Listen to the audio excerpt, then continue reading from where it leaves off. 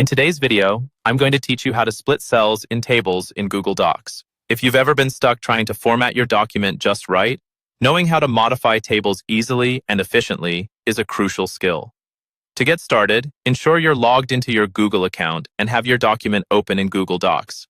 You'll want to have a table already inserted into your document, as that's our main focus today. If your table isn't quite ready, simply go to the Insert menu at the top of the page, choose Table, and select the number of rows and columns you need. Once you have your table set up, let's focus on splitting the cells. First, click on the specific cell that you want to split. If you're looking to divide the content or structure of this cell, you will find that Google Docs doesn't have a direct split cell function. So what we need to do is a bit of a workaround. Start by inserting a new row in your table. You can do this by right-clicking the row number beside your table and selecting Insert Row Above or Insert Row Below, depending on your requirements. Here's where it becomes a little interesting.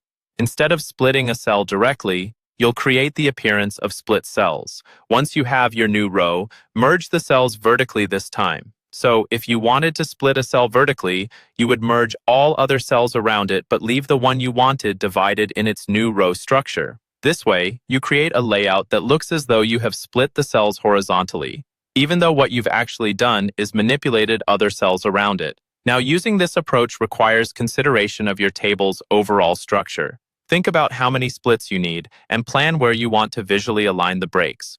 This strategy can help in not disrupting the overall formatting and data integrity. It's all about making your table look just right for your content's needs. Additionally, take advantage of borders and shading tools in the toolbar to emphasize or de-emphasize the blended cells, enhancing the professional look of your document. Practical use also includes color-coding specific cells after splitting them to maintain easy readability once they're divided.